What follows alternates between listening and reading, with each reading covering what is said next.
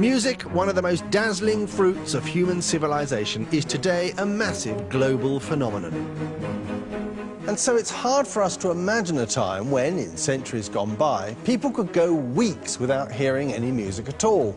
Even in the 19th century, you might hear your favourite symphony 4 or 5 times in your whole lifetime, in the days before music could be recorded.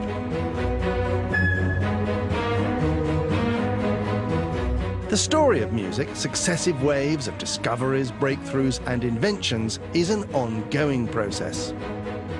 The next great leap forward may take place in a back street of Beijing or upstairs in a pub in South Shields.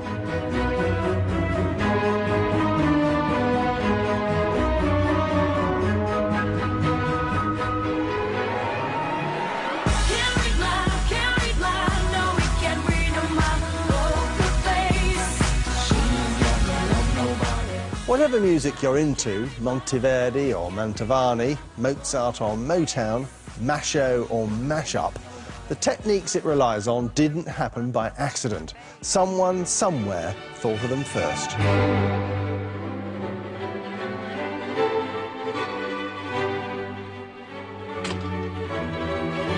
Music can make us weep or make us dance. It's reflected the times in which it was written.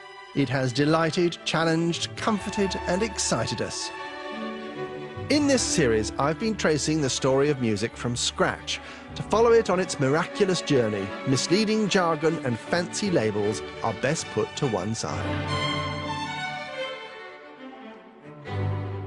Instead, try to imagine how revolutionary and how exhilarating many of the innovations we take for granted today were to people at the time.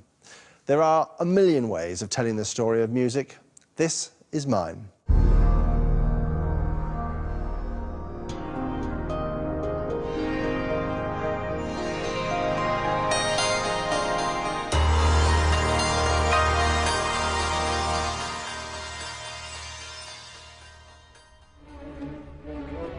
The later half of the 18th century and the beginning of the 19th saw the lives and careers of some of the giants of European music.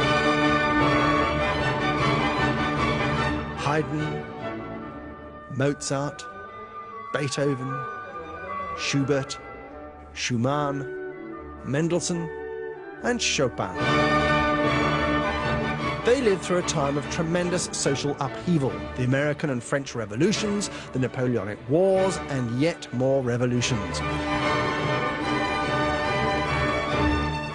The turmoil of the times eventually saw music transformed. It became bigger, louder, and more ferocious.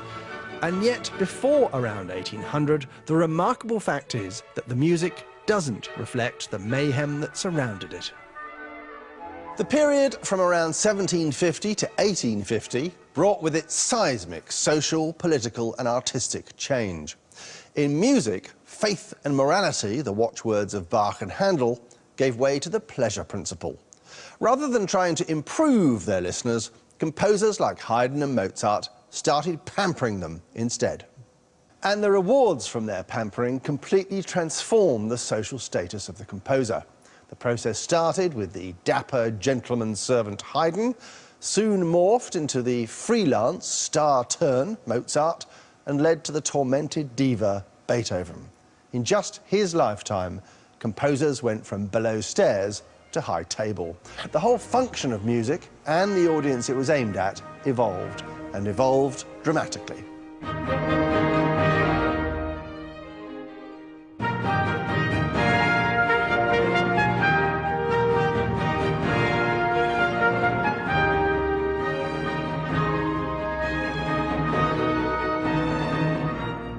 The music of Haydn, Mozart, Schubert and their contemporaries is many things, but it is very rarely genuinely disturbing or unnerving. In their search for elegance, they produced a ton of music of great beauty, and in their search for sensuality, they made what might have been a grubby existence into something attractive, sensitive and often very touching.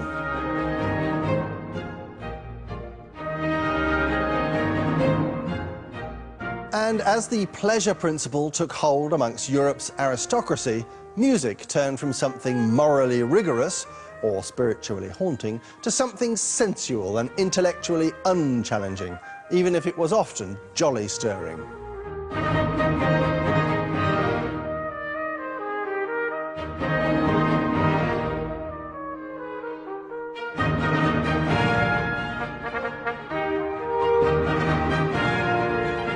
But you could say there was a price to pay for this abstraction in music, a lack of meaning, and a lack of direct relevance to the times in which it was produced. Because Haydn and Mozart's obedient following of their favourite symphonic formulas could not have come at a more disobedient junction in history. The widespread panic that gripped the European aristocracy at the time of the American and French revolutions is, with some exceptions, very hard to detect in the bulk of the music. It's as if composers felt their job wasn't to join the revolutionaries, but keep the aristocracy calm. Don't panic, ladies and gentlemen. We'll create a virtual world of order and harmony in our symphonies and concertos. If you don't believe me, listen to this. It's what Haydn was writing, his 99th symphony, while the terror raged in Paris and they were cutting off the Queen's head.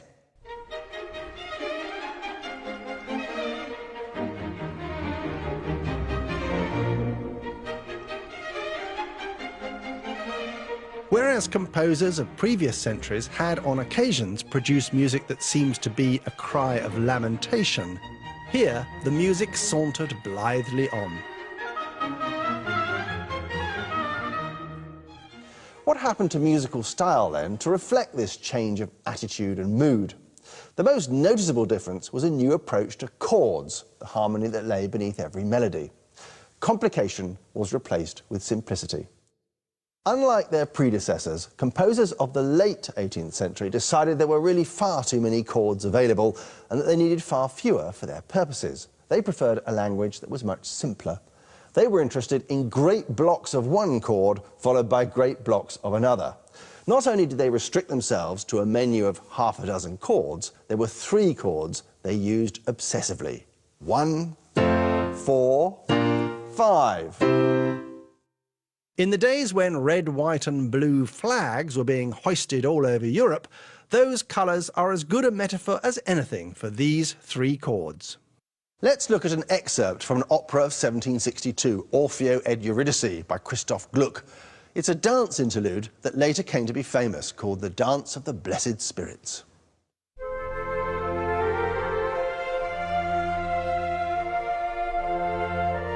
Chord 1, the home chord, usually starts and ends a piece.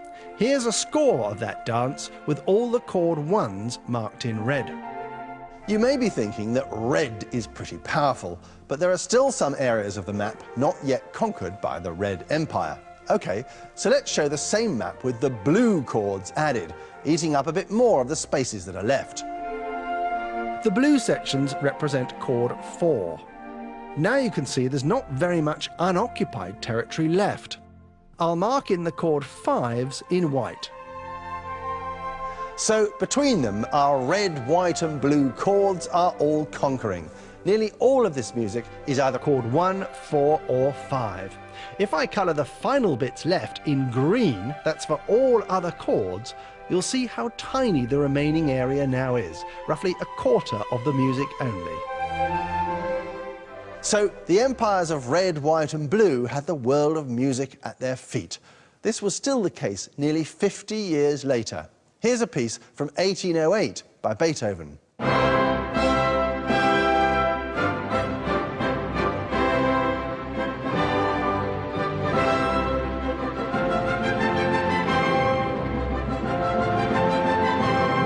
In this stirring section, Beethoven harmonises the whole thing with just our 3 main chords. It's as if Haydn, Mozart and Beethoven were reading from the same very small book of chords as a no-frills rock group.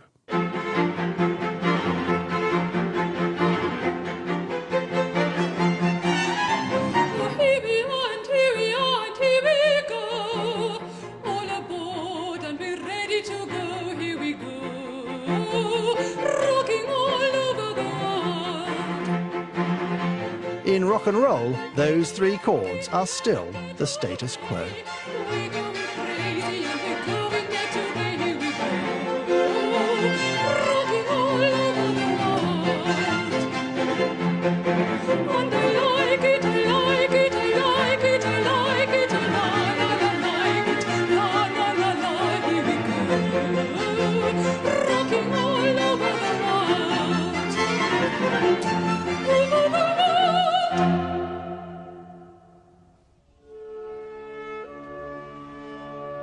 But having a simplified palette of chords didn't mean composers were unimaginative or bland. It's simply that their concerns were different. Composers of this period, like its architects, were obsessed with clear form and structure.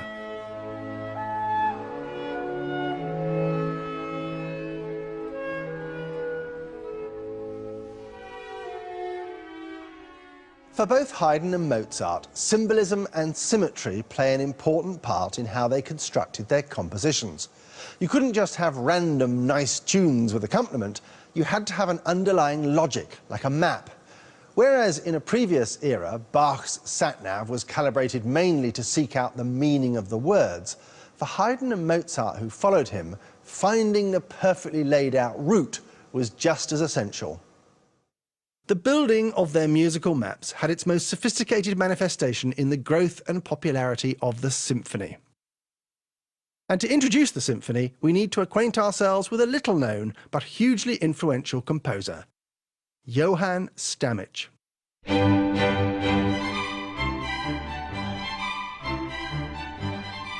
Here he is on a Czech stamp. At least someone remembers him. Stamitsch worked in the court in Mannheim, Germany, where they had an orchestra that was famous throughout Europe, both for the unusual skill of its players and for the fact it was big by the standards of the 1750s. This orchestra had 20 violins, 4 violas, 4 cellos, 2 basses, 2 flutes, 2 oboes, 2 bassoons and 4 horns, as well as 2 newfangled clarinets, much to Mozart's envy when he visited in 1777. This tally of instruments, occasionally beefed up by timpani and trumpets, was the template for the orchestra as used by Haydn, Mozart, Beethoven, Schubert and all their contemporaries. Importantly, Stamitsch addressed the need for a guiding structure in orchestral music. It's all to do with how he handled and shaped his tunes. He has a little phrase like this,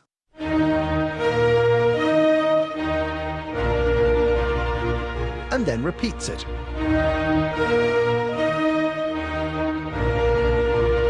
And then a second phrase, which he repeats almost unchanged. In fact, virtually every phrase you hear is repeated immediately after it's first heard.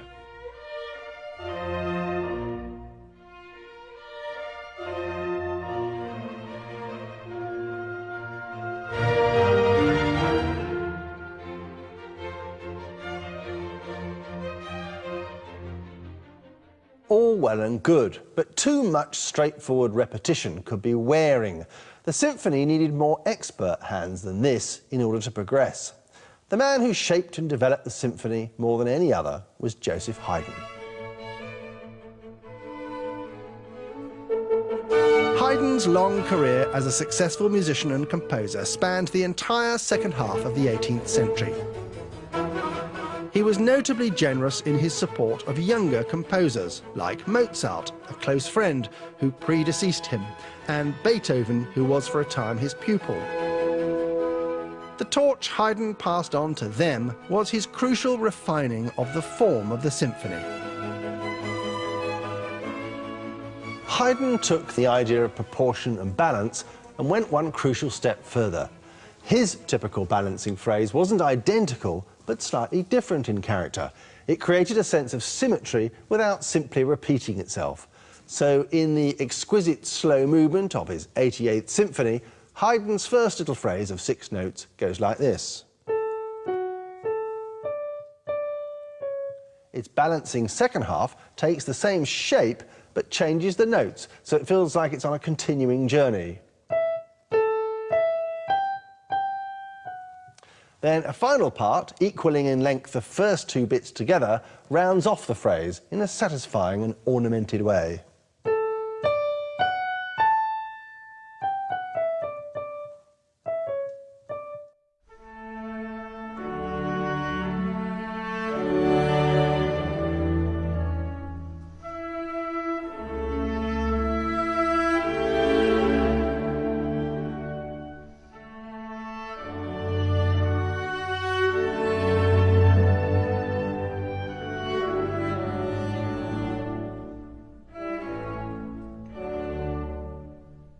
This process of taking a little cell of a tune, then building on it to create longer units with more interesting features to them, is what Haydn taught the world to do, apparently effortlessly.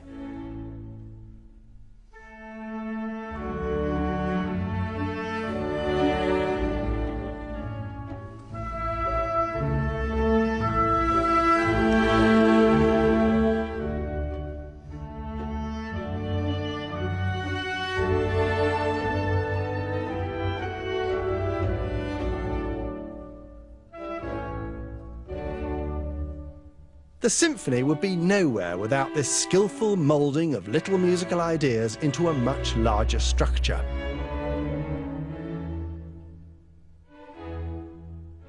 Haydn was so adept at this sculpting of a tune from small beginnings that the younger Mozart and Beethoven simply copied his technique.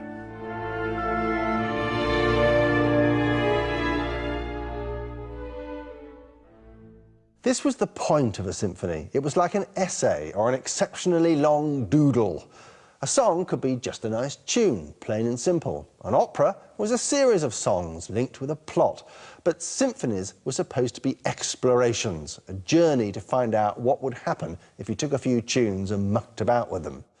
For sure, the symphony is a peculiar thing. 60 musicians simultaneously interpreting instructions given them by one person, with no narrative, no plot, and no literal meaning, nor is it generally a description of anything. Just 4 loosely related 7 or 8 minute sections of meandering music at slightly different speeds, strung together for the thought-provoking fun of it. The odd thing about the symphony at this point in history is that it doesn't have any direct parallels in any other artistic field. It's abstract, more than 120 years before the concept became fashionable in visual art.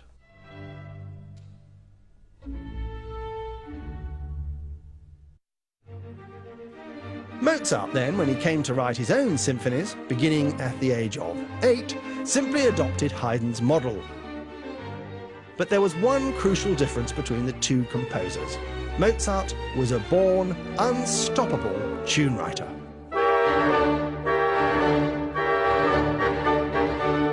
No one who's ever lived has bettered Mozart in this respect.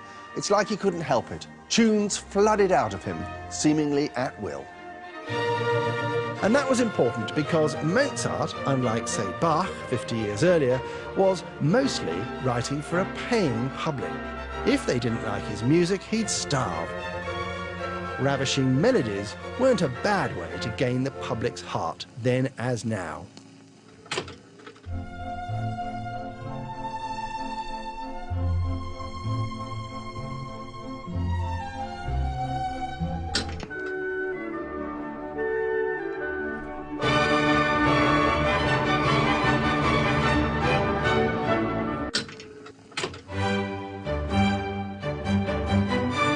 It pains me to say it, but if you can remember a tune, it's probably by Mozart. If you can't, it's probably by Haydn.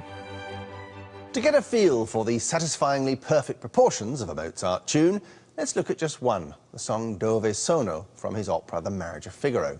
This song, or aria, is about a woman's distress that the happiness and romance of the early days of her marriage seem to have faded, if not entirely disappeared.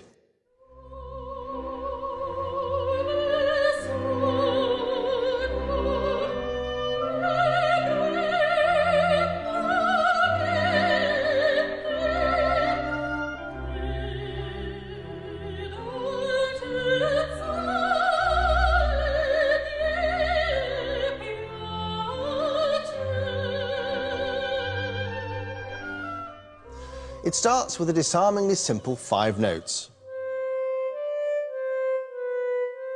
Really, this mini phrase is just a decorative version of one note, this one, C. To complement this opening statement around the note C, it's followed by another, a little higher, on the note E. So we have 2 well-balanced phrases which now feel like they need an answer of some kind. The next phrase is the same length as the first 2 put together, and though it starts with the same rhythm, goes off on its own little voyage before coming to a sort of rest.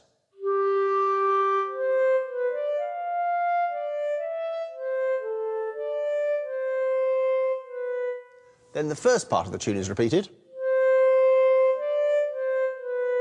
You wouldn't expect a composer as skilled as Mozart to repeat the second part exactly as it was before, though, and sure enough, his second section, having established itself,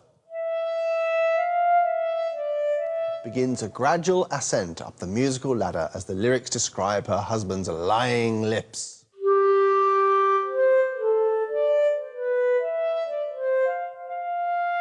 Then it subsides again and rounds off.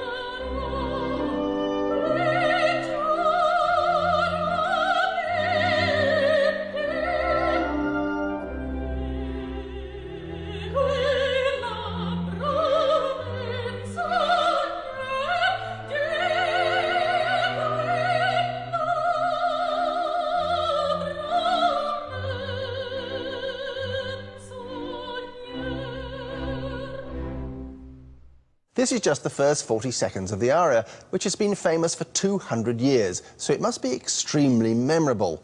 And I don't believe that's just random success. Genius though Mozart undoubtedly was, nevertheless he also relied on the established tricks of the trade. There are some formulas at work in classic tunes, and one of them is to construct your melody around an important chord. In Mozart's time, as now, one chord was more powerful than all others, the one that belongs to the home key family at any given point in the music. So in the key family of C, it's the major chord of C, and the constituent notes in that chord are C, E, and G. Remember I said that the opening phrase of Dove Sono was basically an embellishment of one note, C. And that the second bit of the phrase did the same for E. Well, blow me down with a feather if the third phrase doesn't begin on G. Dove Sono, like countless famous and memorable tunes, is shaped from the notes of the king chord, C, E, G. But something else emerges in Mozart beyond the sublime melodies, something that's more surprising.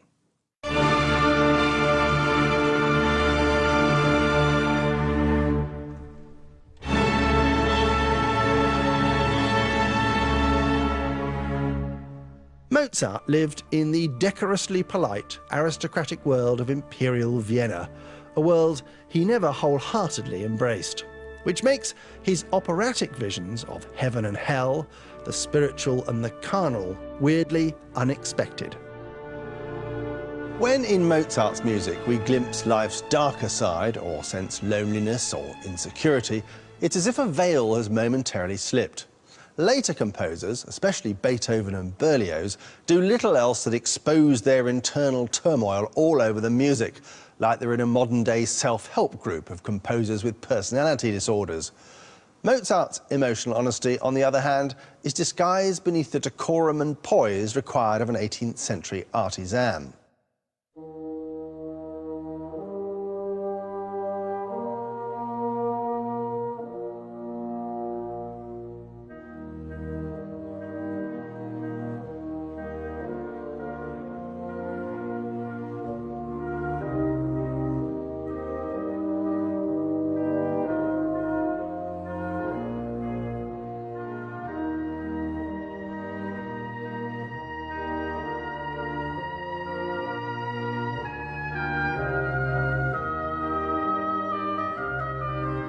We know that the 1770s and 80s were dirty, unhealthy, dangerous and grim for anyone but the most privileged.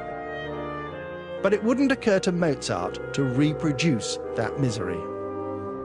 Like the portraits Gainsborough and Reynolds painted during Mozart's lifetime, his music says, "I'll do my best to make this beautiful, because that's what life can be at its best." painter and composer alike would have wanted to ennoble humanity. They succeeded.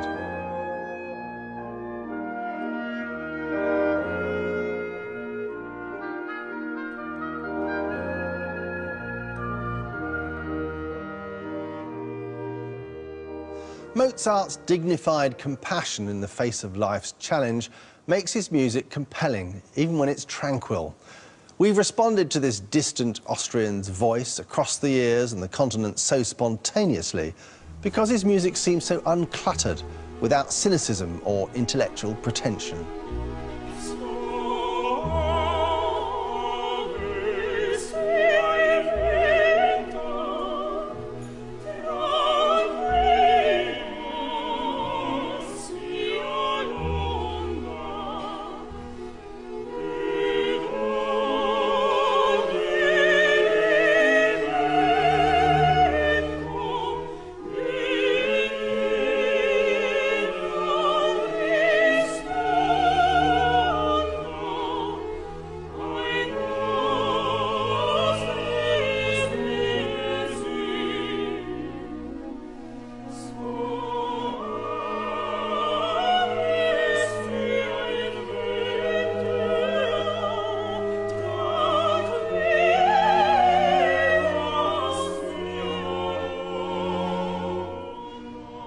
Though he spent several bad-tempered years as an employee of an archbishop, for the last 10 years of his career, Mozart became what we'd call self-employed.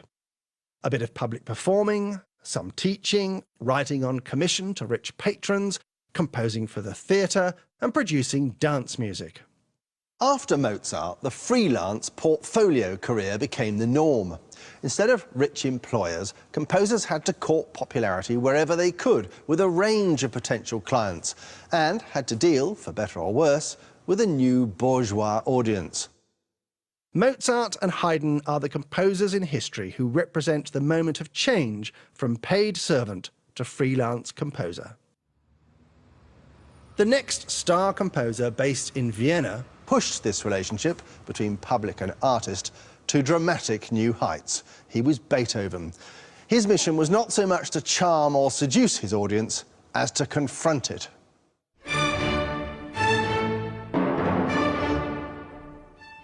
To many people, Beethoven is the very model of the tormented, misunderstood genius, a caricature of the classical composer, complete with demonic stare and perpetual bad hair day.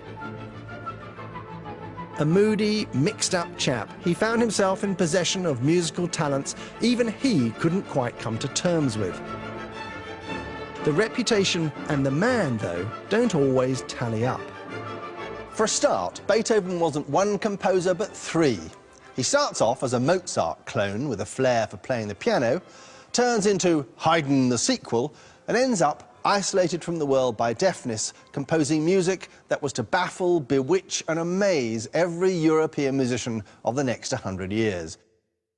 While Beethoven devotees like to see him as a man who reinvented music from a standing start, the reality is that, like most composers, his early career finds him tuning in to the musical currents of the day and adapting them. Listen to this piece.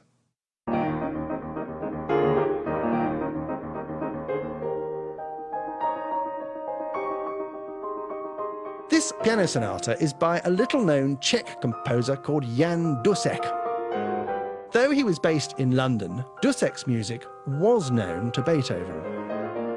Now, listen to this, a piano sonata written by Beethoven a year later in 1798.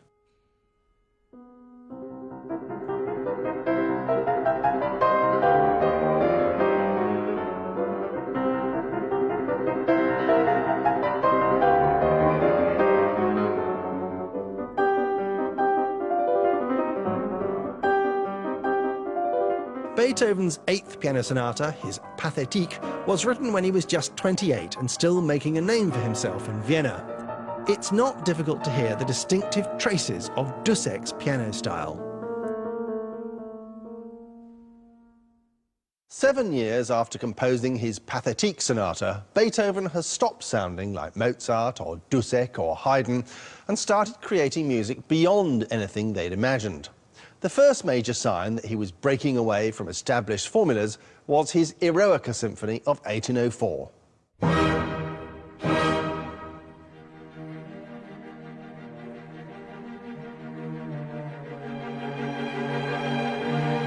This was a considerable challenge for Viennese audiences of the time.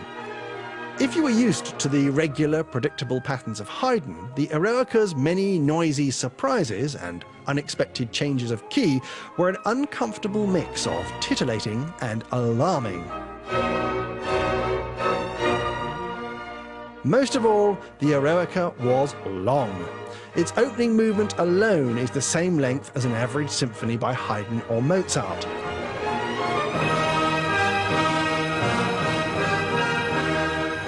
Beethoven's ambition was growing along with his music. Traditional histories like to equate Beethoven, the colossus of music in the early 1800s, with his contemporary Napoleon Bonaparte, revolutionary turned emperor and serial military adventurer. The Eroica Symphony was originally dedicated to Napoleon Bonaparte. Legend has it that Beethoven angrily scratched Bonaparte's name from the score when Napoleon declared himself emperor in 1804. It's a good yarn, but recent research suggests it might instead be, alas, a myth. Perhaps what Beethoven was really appalled by wasn't so much Napoleon's imperial pretensions, but the unravelling of the high-minded aspirations of the French Revolution itself, the descent into cruelty and unfairness, merely dressed in new colours. This despair is reflected in the music, but it's not to be found in the opening movement. Musicologists love to wax on about the ambitious first movement of the Eroica Symphony, mainly because it's unusually long, complex and unpredictable, and provides fuel for seemingly endless analysis and scholarly scrutiny. Beethoven takes a relatively simple tune and builds from it a giant tapestry of ideas and musical meanderings. But to me, it's not the Clever Clog's first movement that carries the killer punch, but the funeral march that follows it.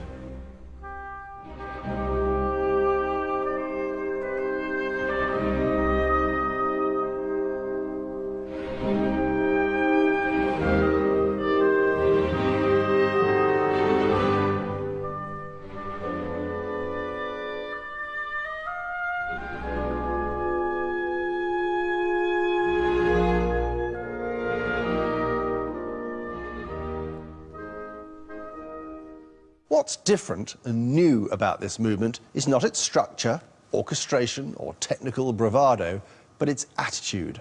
Whereas both Haydn and Mozart aimed to reveal human emotions through the filter of a gentlemanly, well-bred composure, the funeral march in Eroica is remarkable for its unflinching seriousness. Grief is grief, pain is pain, and music, Beethoven seemed to be proclaiming, was the art best placed to confront such darkness. Within the next 2 decades or so, most of his educated contemporaries gradually came to the same conclusion.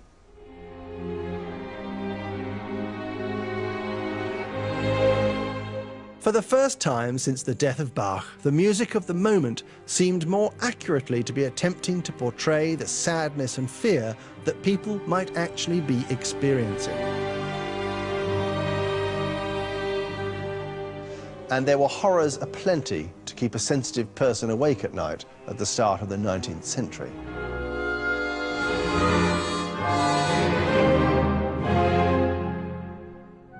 From the Eroica Symphony onwards, Beethoven's music becomes serious-minded and earnest, since it was his unabashed aim to change the world through his art. It's debatable whether he did change the world, but he certainly changed the whole perception of music. This was Beethoven's real significance. Not how he changed musical form or language, but how he recalibrated what music was for. Single-handedly, he turned it from genteel after-dinner entertainment into a state of mind that no civilized person could be without. Beethoven subsumed his own personality into his music. Whereas once music was driven by faith, beauty or elegance, Now it was fueled by a composer's own hallmark of Beethoven's near contemporary, also based in Vienna, Franz Schubert. For Schubert, the birds, the bees, the woods and the trees stand for human feelings, above all in songwriting, at which he was simply unmatched before the 20th century.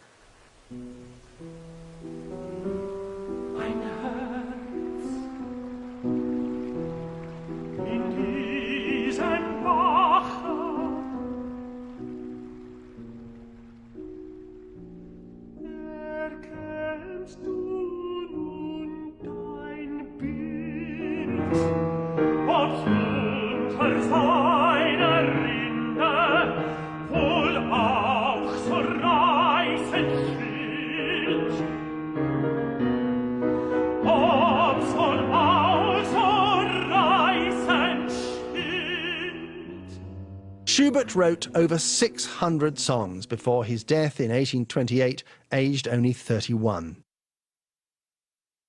Amongst them are three outstanding song cycles. Had they been written in the 1960s, these song cycles would have been released as concept albums. If these songs for solo voice and piano and the thousands of others that gushed out of composers in the first half of the 19th century seem to us to be rather immature or naive in their treatment of love, it's because these songwriters were young. Their emotional development, aged 25, was probably equivalent to a modern-day school leaver. These men lived at the same time as Jane Austen, but compared to her sophistication and emotional intelligence, they're like teenagers. You can't escape the fact that the study of the first half of the 19th century in music is the study of young men with little or no idea how to relate to women. A poignant example is Abendstern, or Evening Star, composed when Schubert was pining for an 18-year-old piano pupil of his. Class, wealth, social norms and her indifference divided them. The song treats with great sensitivity the pain and loneliness of unfulfilled love. Was weilst du einsam an dem Himmel, o schöne Stern, und bist so mild? Warum entfernt das funkelnde Gewimmel der Brüder sich von deinem Bild? Ich bin der liebe treuer Stern, sie halten sich von Liebe fern. So solltest du zu ihnen gehen, bist du der Liebe zaudre nicht. Wer möchte denn dir widerstehen? Du süßes Zeugen, selig Licht. Ich sehe, schaue keinen Keim und bleibe trauend still daheim.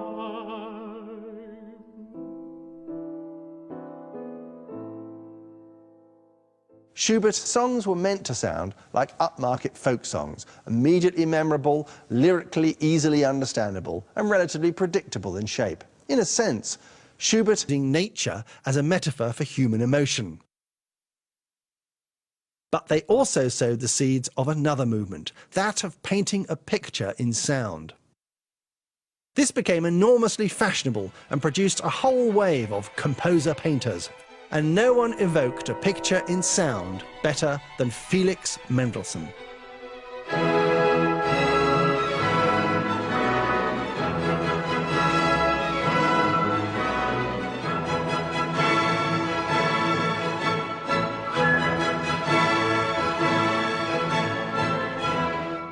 In this irresistibly enjoyable overture, A Midsummer Night's Dream, still popular 200 years later, it isn't difficult to imagine the dancing fairies, the mischief of Puck, and the playful confusion of lovers lost in a forest.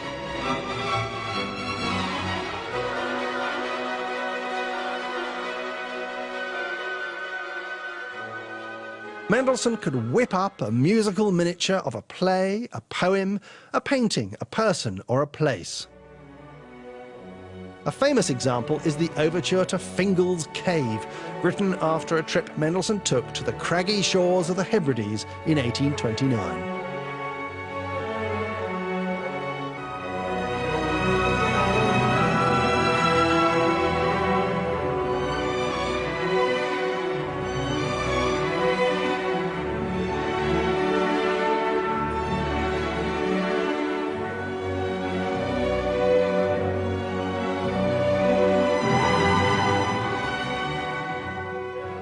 But while this appealing music was being written, another very different sort of music was also being produced.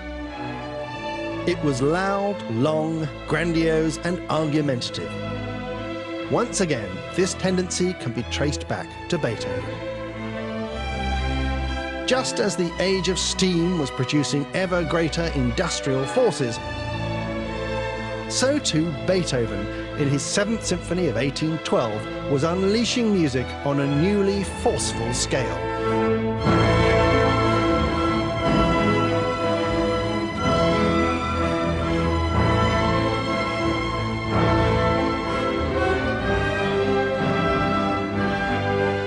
Here, Beethoven creates a heavier, more imposing sound from an ever larger orchestra. The symphony orchestra is now a powerful, awe-inspiring organism.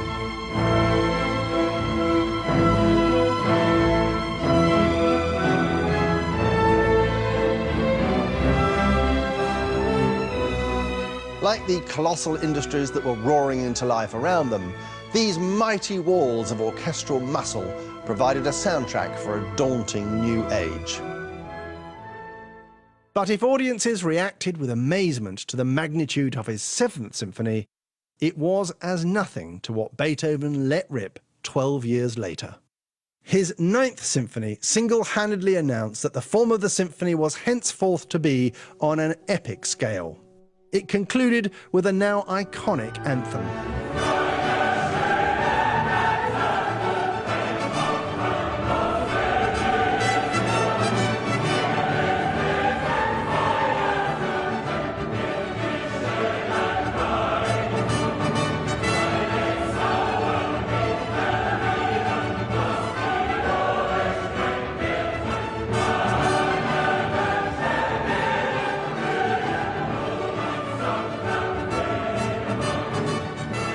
The Ode to Joy is based on a poem by the German writer Friedrich Schiller. It's nothing less than a call for universal brotherhood.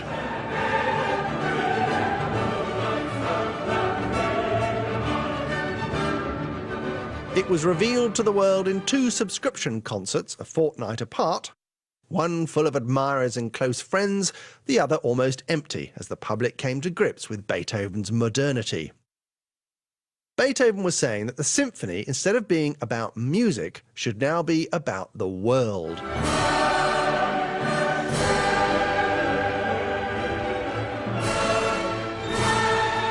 Never has an invitation to young composers been more enthusiastically embraced. The coming decades were to be about music taking on the task of reforming humanity, dreaming a new utopia, and leading the arts to unite mankind.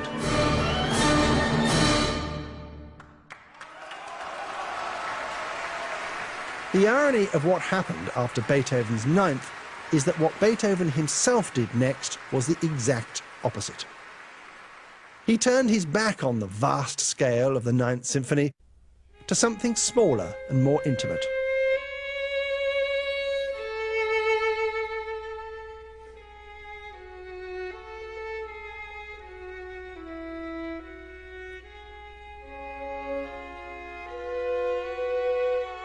In the last 2 years of his life, now profoundly deaf and mostly bedridden from severe illness, Beethoven withdrew into a private sound world, composing 6 string quartets of astonishing intensity and modernity.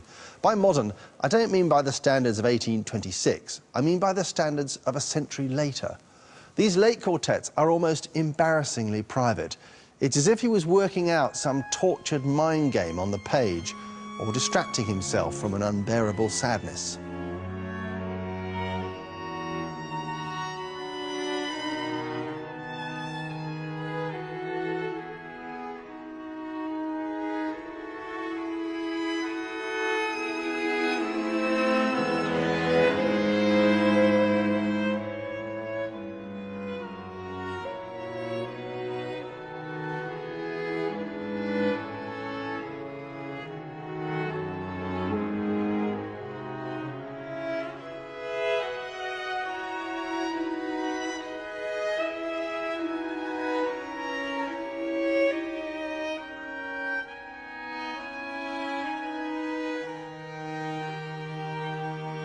Most of his contemporaries didn't know what to make of these late quartets. Could Beethoven hear the music of the future? If this was it, his vision was a bleak, uneasy one.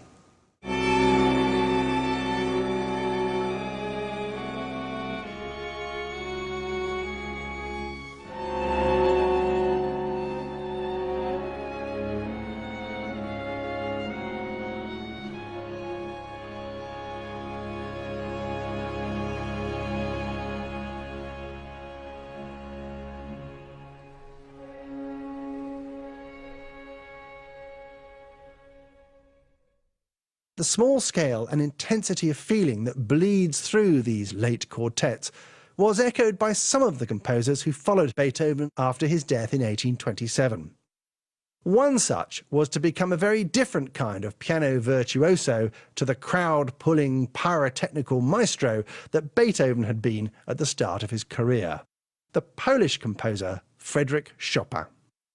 Of the generation that followed immediately after Beethoven, Chopin is the one whose influence was slowest to make its impact. The reason being that, like Beethoven's late quartets, Chopin's music is unusually intimate.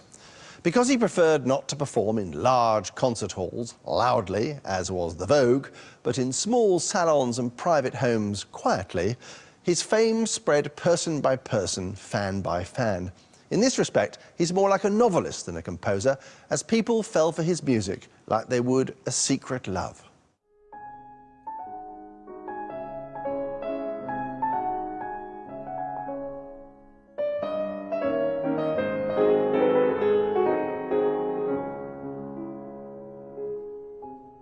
Chopin was an exile from his Polish homeland, at that time swallowed up in the Russian Empire.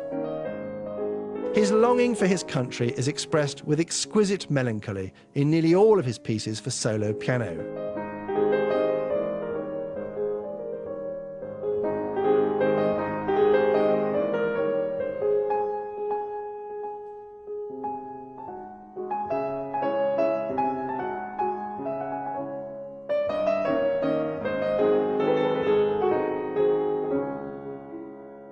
Chopin's music was the flip side of the concert hall symphony orchestra experience.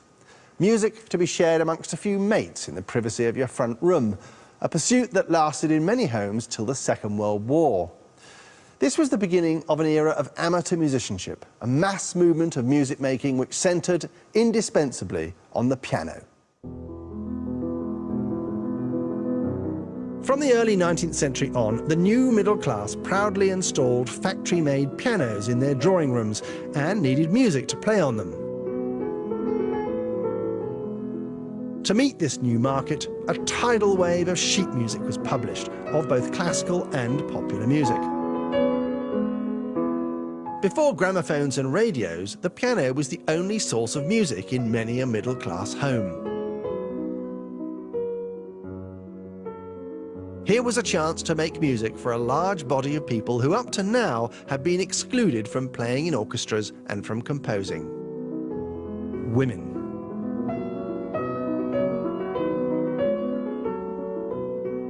Whilst it might be possible, with good reading and writing, to become the author of a novel, as Jane Austen, the Bronte sisters or George Eliot proved, It's practically impossible to write a symphony or an opera without years of instruction and specialist knowledge. Playing the piano became a social accomplishment for middle-class women, but more importantly, it gave them a chance to compose. Here's a tantalizing example, a sparkling vignette composed by Felix Mendelssohn's talented older sister, Fanny. As with her brother's music, it conjures up a picture in which she was a close contemporary and friend of Fanny Mendelssohn's, Clara Wieck, who later married the composer Robert Schumann. Whereas Schubert's love songs are about women as unattainable objects of desire, Schumann's were written with a real flesh-and-blood woman in mind and an equal partner.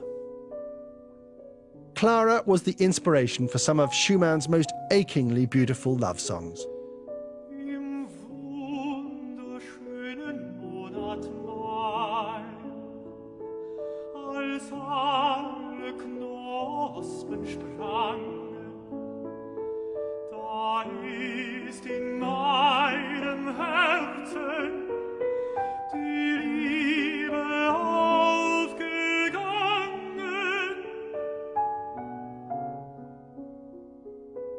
As one of Europe's leading pianists, Clara Schumann tirelessly promoted her husband's works. She also championed the works of Chopin and travelled the world to perform his subtle, deceptively complex music. Perhaps no other composer ever made the hours of practice necessary to play his music more worth the candle. Chopin's rich and ambiguous harmonies, interwoven intricately between the hands, look to the future, leaving behind the primary colour certainties of Mozart, Haydn and early Beethoven once and for all. After a period of simplicity, music's pendulum was swinging back towards complexity again. There's a delicacy and gentleness to his music, though, that represents the final curtain call of the age of elegance and gracefulness, of sense and sensibility. His heroes were Mozart and Bach, composers for whose music dignity was everything. One of Chopin's very last pieces was a barcarolle, a lilting gondola song. He admitted being terrified of death. Perhaps he dreamed up this soothing boat ride to calm his anxiety, or to remind himself of simpler times.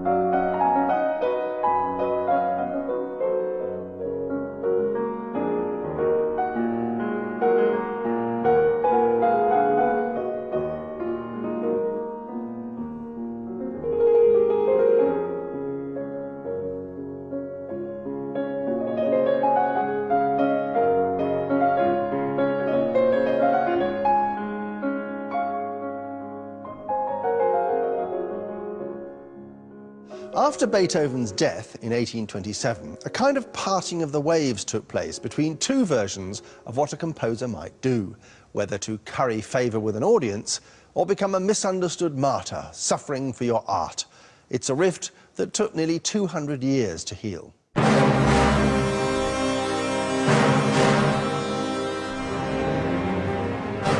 In the next programme, in the hands of Berlioz and Wagner, music became louder, angrier, more self-important and more tempestuous. The second half of the 19th century saw a craze for music that was obsessed with death, doomed love and destiny. Even popular Italian opera succumbed to it in the brilliant, passionate musical dramas of Giuseppe Verdi. The future belonged to the beautiful and the damned.